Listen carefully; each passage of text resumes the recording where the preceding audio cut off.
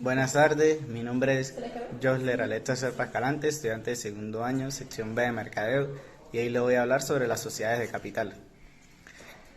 La sociedad de capital, o también conocida como sociedades de capitales, es un tipo de sociedad mercantil en las que los socios limitan su responsabilidad frente a las deudas a la capital aportado. Seguramente muchos conocemos y hemos oído hablar de las sociedades de capitales, también sobre las sociedades mercantiles, definidas como aquellas entidades creadas por un contrato a través del cual dos o más personas se obligan a poner en común dinero, bienes o industrias para posteriormente repartir las ganancias. Poseen personalidad jurídica propia y distinta de las de sus fundadores. Disponen de un capital social aportado por los socios en el momento de su constitución, que ejerce de garantía frente a los acreedores y determina hasta dónde llega la responsabilidad de cada socio ante las deudas sociales. Las sociedades de capitales también tienen ventajas, como la responsabilidad, que está limitada. Las acciones se pueden traspasar. La gestión económica y financiera es más controlable. Y también existe la reputación pública sobre esas sociedades de capitales. Ahora vamos a hablar sobre los tipos. La compañía en nombre colectivo son aquellas en las cuales las obligaciones sociales se encuentran garantizadas por la responsabilidad ilimitada y solidaria en todos sus socios. Es decir, la mencionada sociedad obliga a todos los socios de manera ilimitada por medio de sus aportes. Otro tipo de sociedad de capital es la compañía en comandita. Es un tipo de sociedad mercantil en la cual coexisten socios colectivos y socios comanditarios. Ambos aportan capital a un fondo común, el cual se emplea en la explotación de alguna actividad con fines lucrativos. No obstante, se distinguen por el hecho de que los socios colectivos responden ilimitadamente a las deudas sociales de la organización, mientras que la responsabilidad de los socios comanditarios se limita al capital aportado. Otro tipo de sociedad de capital es la compañía anónima. La compañía anónima es aquella sociedad mercantil en la cual las obligaciones sociales están garantizadas por un capital determinado y en la cual los socios no están obligados sino por el monto de la acción. Otro tipo de sociedad de capital es la compañía de responsabilidad limitada. Es un tipo de sociedad mercantil en la que la responsabilidad está limitada al capital aportado y por lo tanto, en el caso de que se contraigan deudas, no responde con el patrimonio personal de los socios, sino al aportado en dicha empresa limitada. Ahora vamos a hablar sobre las características de la sociedad de capitales. En las sociedades de capital, los socios, si son varios, se ponen de acuerdo mediante un contrato para aportar determinados bienes a la sociedad que construirán el capital social. Además, es importante destacar que para estos socios la responsabilidad será limitada. Las sociedades de capital, aunque parezca obvio, persiguen la obtención de beneficios, rasgo que las diferencias de las cooperativas en cuanto a su dirección, como más adelante veremos, se rigen por una junta general de socios, así como un órgano de administración, que puede ser unipersonal o colegiado.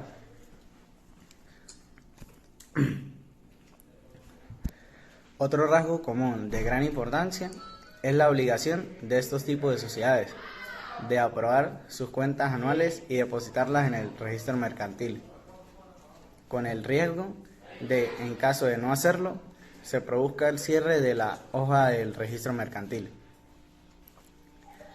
Asimismo, decir que las tres sociedades de capital tributan por el impuesto de sociedades. Indicar también que, una vez inscritas en el registro mercantil, gozarán de plena personalidad jurídica propia. Las sociedades de personas. Las sociedades de personas son aquellas sociedades donde lo más importante son sus personas que la conforman, sus socios, y por lo general estas sociedades están conformadas por miembros de una familia o por amigos muy cercanos, por lo que se trata de sociedades cerradas, donde el capital no es lo más importante, sino quienes la conforman. Otra ventaja es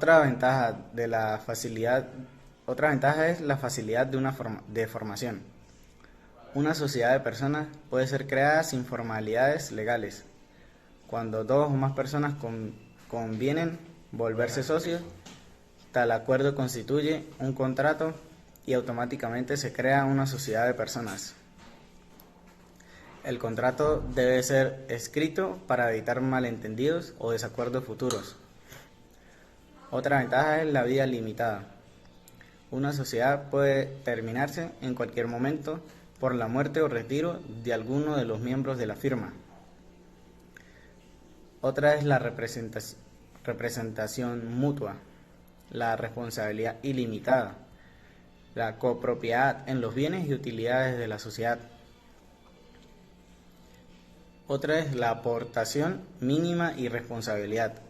A diferencia de lo que ocurre en el seno de las sociedades de capital, la responsabilidad de los socios por las deudas sociales de las sociedades de personas no se limita a sus respectivas aportaciones, sino que les obliga de forma personal, ilimitada y solidaria, como contrapartida, fundar una sociedad personalista no exige una aportación mínima de capital, de modo que, si te decides por esta variante para tu negocio, evitas una aportación obligatoria, pero te embarcas en una aventura más arriesgada.